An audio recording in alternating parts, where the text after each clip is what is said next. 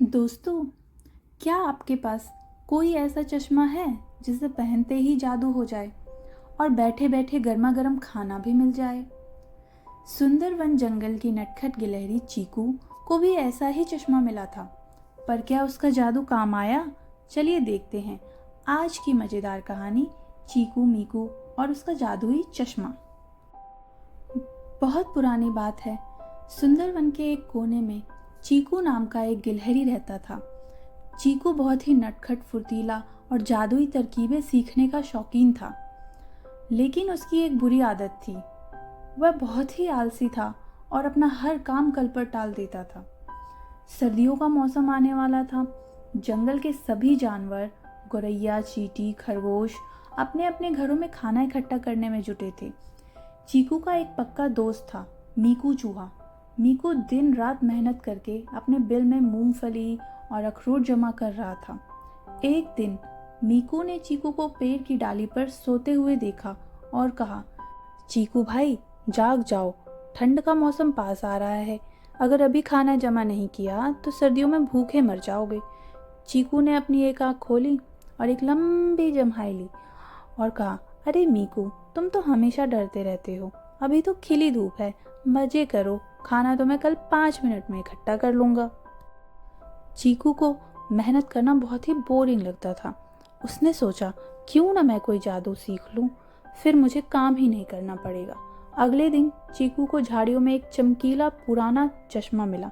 चीकू ने उसे पहन लिया और पूरे जंगल में कूद कूद कर चिल्लाने लगा, देखो देखो, मैं सुपर चीकू हूँ, मेरे पास जादुई चश्मा है। अब मुझे खाना ढूंढने की कोई ज़रूरत नहीं। बाकी जानवर उसकी नादानी पर हंसते और अपने अपने काम में लग जाते।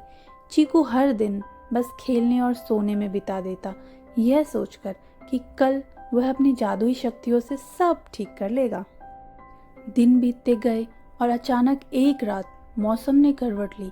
आसमान में काले बादल छा गए और ठंडी बर्फीली हवाएं चलने लगी। देखते ही देखते बर्फ गिरने लगे। सुबह जब चीकू की आंख खुली तो पूरा जंगल बर्फ की सफेद चादर से ढक चुका था। सारे फल, बीज और पत्तियां बर्फ के नीचे दब चुके थे। चीकू को जोरों की भूख लगी थी।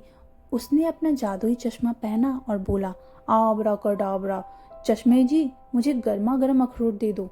लेकिन कुछ नहीं हुआ। उसने फिर कोशिश की, पर जादू काम नहीं आया। वह सिर्फ एक साधारण प्लास्टिक का चश्मा ही तो था। चीकू ठंड से कांपने लगा और भूख के मारे उसके पेट में चूहे कूदने लगे।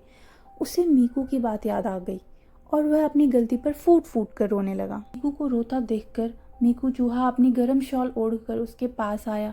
मीकू ने चीकू का हाथ पकड़ा और उसे अपने गर्म बिल में लेके गया।